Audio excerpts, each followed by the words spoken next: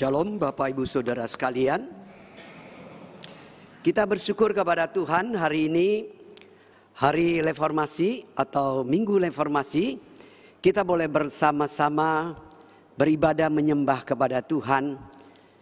Kalau tidak ada hari reformasi, mungkin ibadah kita akan berbeda. Karena itu kita bersyukur kepada Tuhan, karena semua adalah anugerah Tuhan. Sebelum kita bersama-sama mendengarkan sabda firman Tuhan, kita kembali akan bersatu dalam doa. Tuhan yang penuh rahmat dan rahimi, Tuhan yang penuh kasih dan belas kasihan, kami mengucap syukur kepada Tuhan. Di minggu reformasi kami kembali boleh memperingati hari reformasi, hari yang bersejarah bagi gereja Tuhan. Kami bersyukur kami boleh duduk di tempat ini, maka kami boleh melihat hanya anugerah Tuhan, hanya Kristus Yesus, hanya iman, hanya untuk kemuliaan nama Tuhan. Tuhan kiranya memimpin, memberkati akan kebaktian pada hari ini, dan tata hati kami, hati yang rindu akan firman Tuhan, hati yang takut kepada Tuhan, hati yang merendahkan diri di hadirat Tuhan, dan takluk di bawah otoritas firman Tuhan. Sehingga hidup kami, kerohanian kami terus dibentuk oleh firman Tuhan.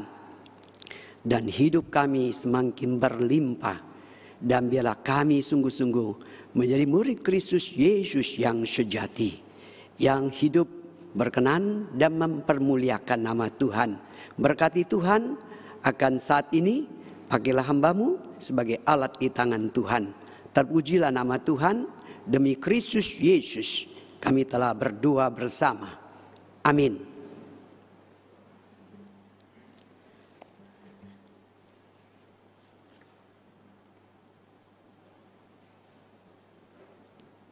Kita akan melihat satu bagian firman Tuhan dari Mazmur pasal yang pertama.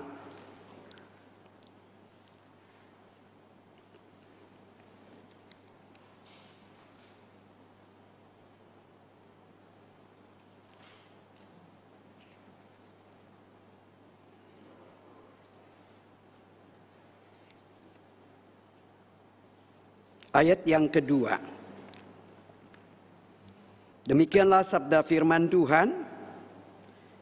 Tetapi yang kesukaannya ialah Taurat Tuhan, dan yang merenungkan Taurat itu siang dan malam. Bapak Ibu Saudara sekalian, tanggal 31 Oktober adalah hari memperingati hari reformasi. Sebuah catatan sejarah yang sangat berarti, yang sangat penting di dalam perjalanan gereja Tuhan, gereja Protestan.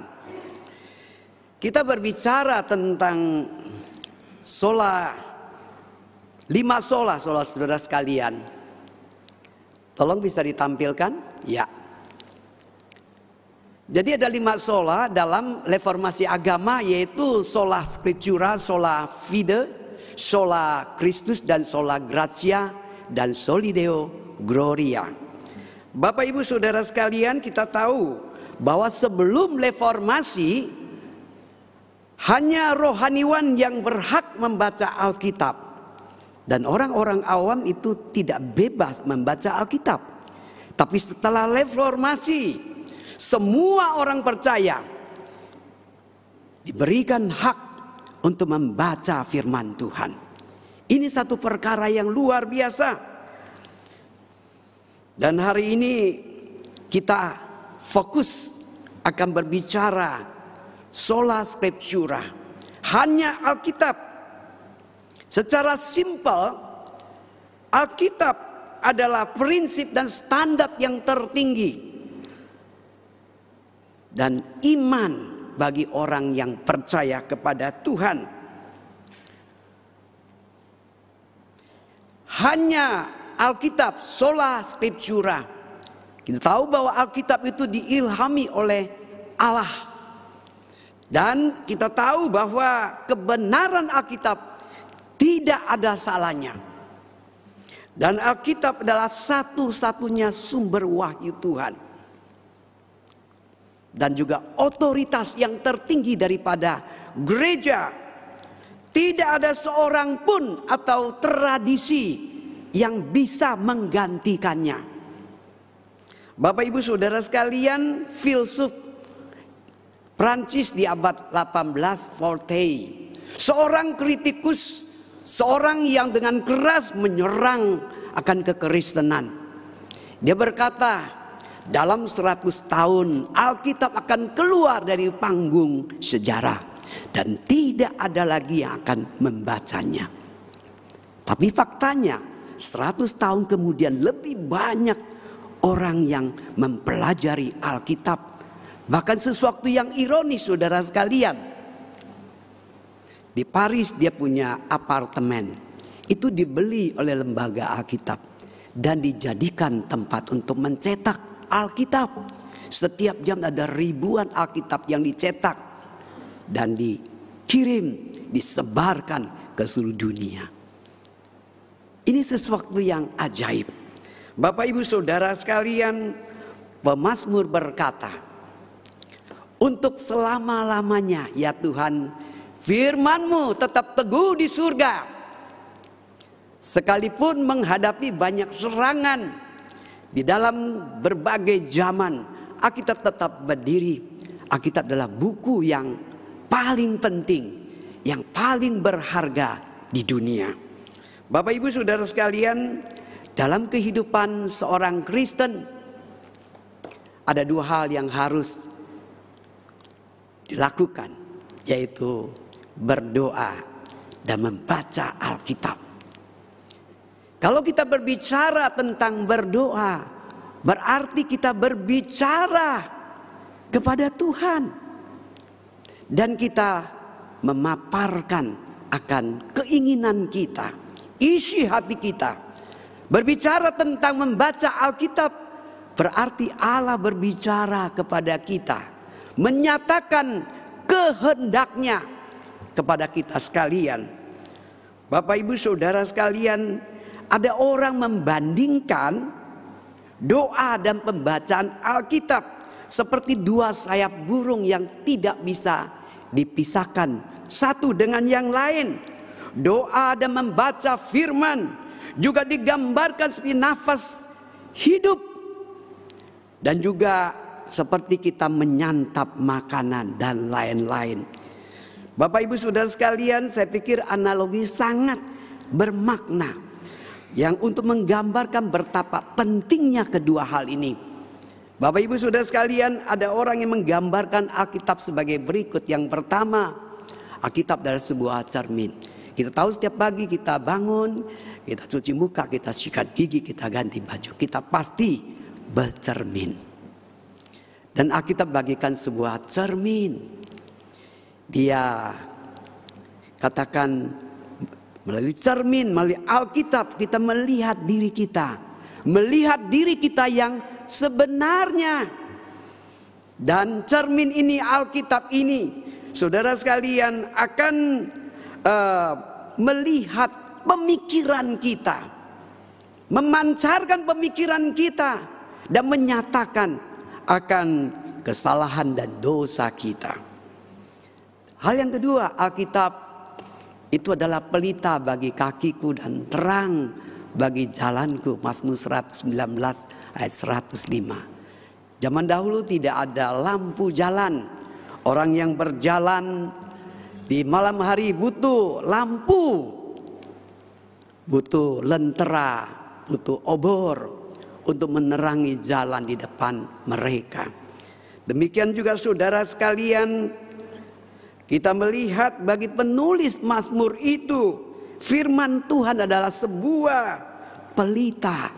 Memahami Alkitab itu memancarkan terang agar jalan di hadapan kita semakin hari semakin lancar. Dan hal yang ketiga, Alkitab sebuah surat yang ditulis untuk kita. perkataan-perkataan dari para nabi di zaman perjanjian lama seperti sebuah surat yang ditulis untuk kita. Sekarang kita memakai email, WA juga semacam sebuah surat, saudara sekalian. Dan Alkitab adalah surat yang ditulis oleh Tuhan untuk kita sekalian. Dan di dalamnya ada penghiburan, ada nasihat, bahkan ada teguran untuk kita sekalian. Dan yang keempat, Alkitab lebih berharga dari emas perak. Alkitab itu firman Tuhan, setiap perkataannya adalah kebenaran yang cocok untuk setiap masa, setiap bangsa, dan setiap orang. Firman Tuhan melebihi emas dan perak. Firman Tuhan lebih manis daripada madu, saudara sekalian.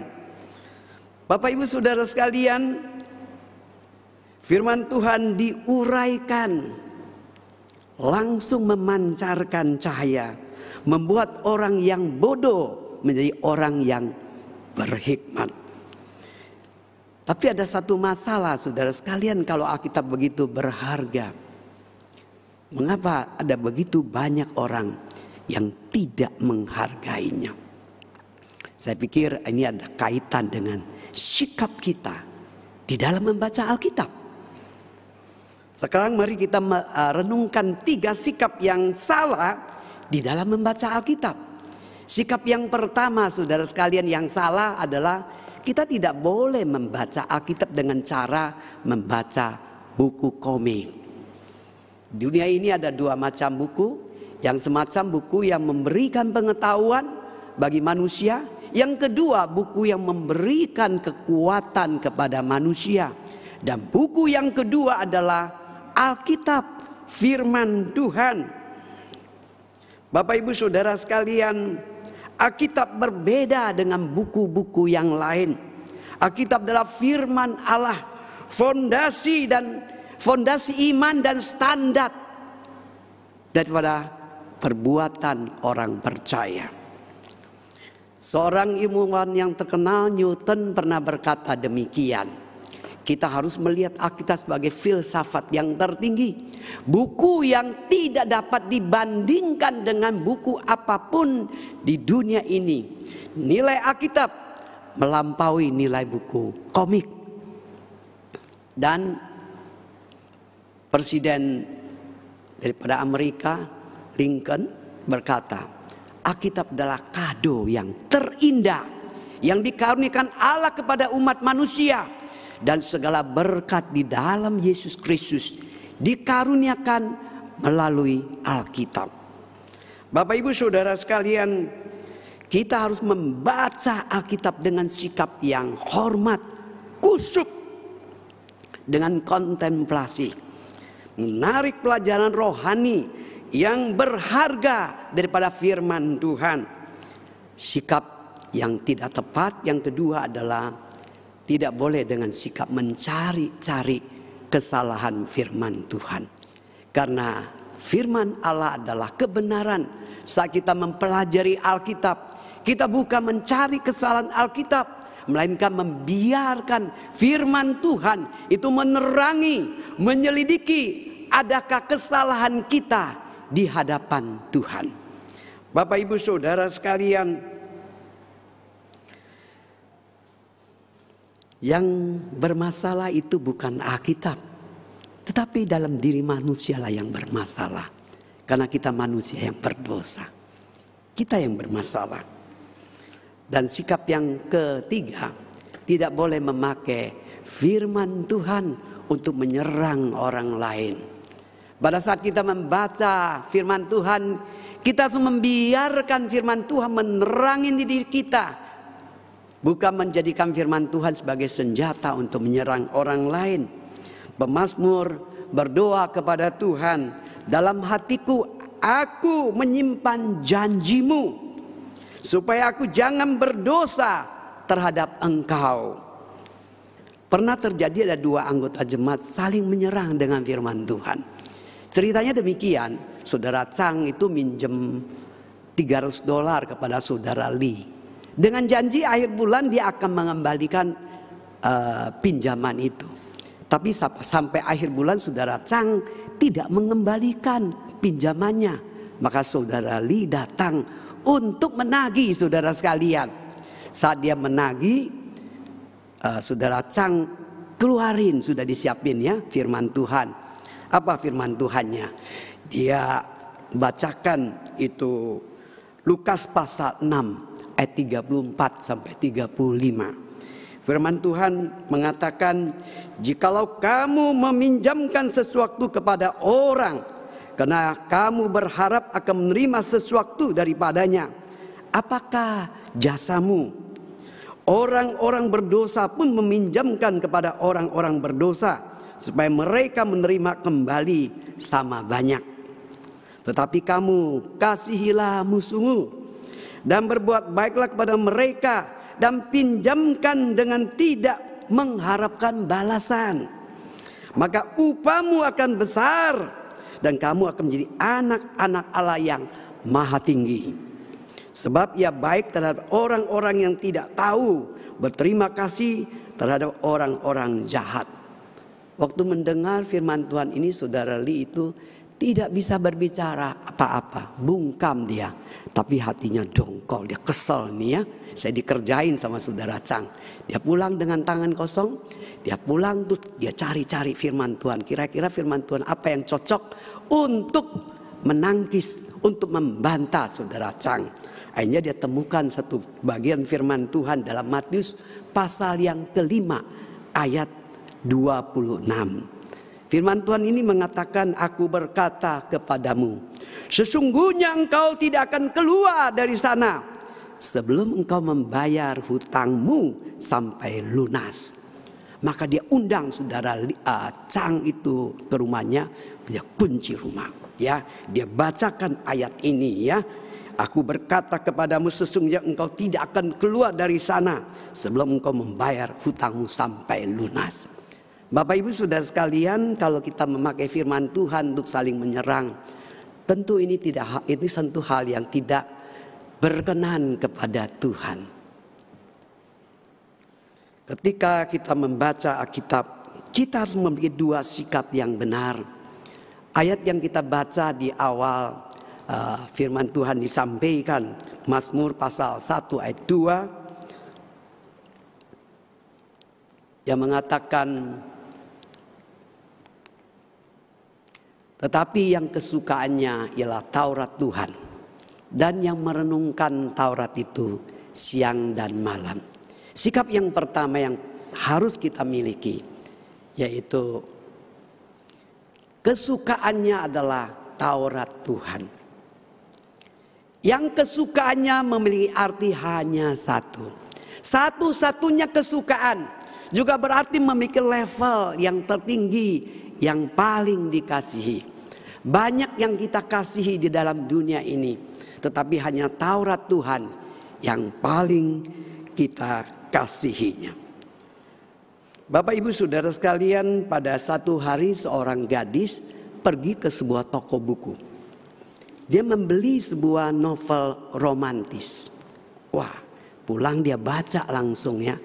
Baca sampai separuh, dia tidak teruskan, tidak selesaikan membaca buku itu. Kenapa? Karena dia beranggapan buku ini kurang berbobot, kurang menarik, kurang seru. Baca sampai separuh dia tutup. Waduh, nyesel dia beli buku ini. Setengah tahun kemudian dia kenalan tuh sama seorang pemuda. Akhirnya mereka berpacaran. Dan dia tahu ternyata pacarnya ini adalah seorang penulis buku. Dan sudah menulis beberapa buku novel romantis. Dan ternyata sangat kebetulan sekali. Salah satu bukunya itu adalah setengah tahun yang lalu dibeli oleh gadis itu. Nah, kali ini dia bertahu ini buku yang dia beli setengah tahun ini adalah ditulis oleh pacarnya. Dia pulang dia baca lagi. Kali ini dia melihat bukunya kok beda ya. Kelihatan buku ini bermutu ini. Ini buku yang baik sekali ya, dan dia menikmatinya. Pertanyaannya, setengah tahun kemudian, ya setengah tahun sebelumnya buku ini dianggap tidak berbobot, tidak bermutu. Setengah tahun kemudian dianggap berbobot dan bermutu. Kenapa bisa berbeda, saudara sekalian? Karena masalahnya buku ini ditulis oleh pacarnya, oleh kekasihnya, sehingga dia menyukai buku ini. Saya kira prinsip yang sama bisa kita terapkan di dalam kita membaca firman Tuhan. Kalau kita mengasihi Tuhan, maka kita akan menyukai firman Tuhan. Bapak Ibu Saudara sekalian, tapi mengapa hanya firman Tuhan saja Alkitab yang paling kukasihi? Mengapa bukan novel romantis? Kenapa bukan jurnal ilmiah? Mengapa bukan buku yang menghasilkan banyak uang? Mengapa bukan semacam doktrin, teori atau pemikiran? Buku yang berbeda memiliki berkat yang berbeda. Ada buku yang membawa pengetahuan bagi kita, menggugah emosi kita, dan juga membawa sukacita bagi kita. Alkitab membawa terang hidup, hikmat dan pengharapan keselamatan bagi kita. Ada seorang yang bernama Stephen, seorang komedian yang meninggalkan imannya. Sebetulnya dia lahir dari keluarga Kristen ya, yang saleh. Tapi pada saat ayah dan dua saudaranya itu meninggal karena kecelakaan pesawat, dia tinggalkan Tuhan. Tapi Tuhan tidak meninggalkan dia. Suatu malam dia di tengah perjalanan di kota Chicago, di malam yang dingin, dia bertemu dengan seorang yang memberikan Alkitab saku perjanjian baru. Nah, waktu itu dia memang sedang ada pergumulan. Dia buka buku itu dan dia membaca khotbah Tuhan Yesus di bukit. Dan firman Tuhan sekali lagi itu menggugah hatinya, membuat dia sadar, memulihkan imannya, dia kembali kepada Tuhan. Bapak Ibu Saudara sekalian, begitulah kuasa kitab suci. Alkitab adalah firman Tuhan. Alkitab sungguh hidup, tidak seperti buku lain manapun. Kita tidak hanya membaca Alkitab, tapi Alkitab juga membaca hati kita. Kita membaca Alkitab, Alkitab membaca hati kita. Seperti yang dikatakan di dalam Ibrani pasal 4 ayat 12. Firman Tuhan mengatakan, sebab firman Allah itu hidup dan kuat, lebih tajam daripada pedang bermata dua manapun, ia menusuk amat dalam sampai memisahkan jiwa dan roh. Ia sanggup membedakan pertimbangan dan pikiran hati kita. Kitab suci menyajikan kekuatan yang paling dahsyat di dunia. Kekuatan yang mengubah, menuntun kita menuju kedewasaan rohani. Mengapa hanya Alkitab yang membuat kita menjadi orang yang diberkati? Karena ini adalah buku kehidupan yang memberi kita terang, hikmat dan harapan hidup. Sikap yang kedua yang benar adalah merenungkan siang dan malam. Bagaimanapun kita dapat memperoleh terang, hikmat dan harapan di dalam Alkitab, yaitu merenungkan siang dan malam. Siang dan malam mewakili terang dan kegelapan, kelancaran dan kesulitan, keberhasilan dan kegagalan, dan mengacu pada semua situasi yang baik, semua kekecewaan dan kejatuhan. Apapun situasi kita harus merenungkan firman Tuhan. Kita akan menjadi orang yang diberkati oleh Tuhan. Ketika semakin sukses, semakin kita harus rendah hati, waspada dan berhati-hati. Bagikan berjalan di atas es yang tipis, dan lebih harus berwaspada terhadap semua godaan, agar tidak membuat kesalahan yang kita sesali seumur hidup. Isi zuchen qian guhan, perbuatan yang kita sesali seumur hidup. Kalau kita perhatikan merenungkan dalam bahasa Ibrani haga, yang berarti meditasi, membaca, memikirkan, membayangkan, mempelajari, mengucapkan, membicarakannya. Dan kata ini dalam tata bahasanya adalah imperfect tense. Juga semacam aksi kebiasaan, habitual action. Membaca Alkitab adalah aktivitas kebiasaan bagi orang Kristen dan selamanya tidak pernah usai. Faktanya Alkitab seperti sebuah lautan yang luas. Sebanyak apapun air yang kita ambil dari laut, laut itu tidak pernah akan kering, saudara sekalian. Dan perkataan merenungkan dalam bahasa Inggris adalah meditation. Meditasi itu butuh kekuatan, butuh kesungguhan. Suatu kali pematung Michelangelo, dia terus memukul dengan kuat sebuah batu. Kadang-kadang dia dengan lembut memahatnya, kadang-kadang dengan kuat. Kemudian orang bertanya-tanya orang bertanya kepada Michelangelo, kenapa engkau melakukan hal demikian? Memukul dengan keras, kadang-kadang dengan lembut. Dia mengatakan, saya sedang berusaha untuk melepaskan orang yang ada di dalam batu itu.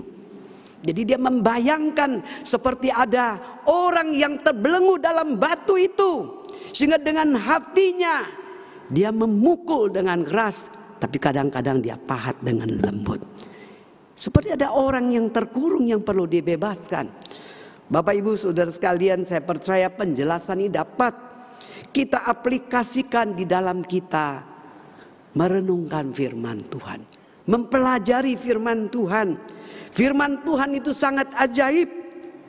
Makna di dalamnya butuh kita memukul dengan hati, dengan tenaga, perlu direnungkan siang dan malam. Jika kita malas membaca asal-asalan, kita tidak akan menemukan makna yang ada di dalam firman Tuhan. Bapak Ibu Saudara sekalian, sekarang kita hidup di zaman yang serba instan. Semuanya mau instan, ya. Ada mie instan, teh instan, kopi instan, susu instan, dan ada fast food. Bahkan ada pernikahan yang instan, ya. Baru kenalan berapa bulan langsung menikah. Menikah baru berapa bulan terus cerai lagi. Dan yang celaka, budaya instan ini sudah masuk ke tengah-tengah gereja. Sehingga di gereja ada orang Kristen instan, ada pendeta instan yang cuma belajar Alkitab mungkin 5-6 bulan terus diteguhkan sebagai pendeta. Khotbahnya, suaranya lantang seperti pendeta Stephen Tong. Bapak Ibu Saudara sekalian, sebenarnya untuk memahami firman Tuhan kita tidak ada cara instan, ya. Kita perlu tidak ada cara instan, juga jalan pintas. Firman Tuhan bukannya hanya harus dibaca, lebih-lebih harus direnungkan berulang-ulang, siang dan malam secara konsisten. Pada saat kita merenungkan firman Tuhan siang dan malam, dan kita memakai seumur hidup kita untuk merenungkannya, baru kita akan beroleh berkat daripadanya, menjadi orang yang diberkati oleh Tuhan. Pada saat reformasi, salah satu slogan dari Martin Luther adalah sola scriptura. Alkitab menjadi patokan otoritas yang tertinggi di dalam kehidupan orang Kristen. Pertanyaan saya adalah, adakah kita setiap hari membaca firman Tuhan? Kalau kita membaca firman Tuhan, adakah kita menyukainya dan merenungkannya siang dan malam? Adakah kita bukan hanya membaca, tetapi menjadi pelaku firman? Sudahkah firman Tuhan mengubah hidup kita hari lepas hari, membuat kita semakin serupa dengan Kristus? Kira Tuhan memberkati kita sekalian. Di minggu reformasi ini kita diingatkan betapa pentingnya firman Tuhan. Sebuah hadiah yang terindah yang diberikan oleh Tuhan kepada umat manusia.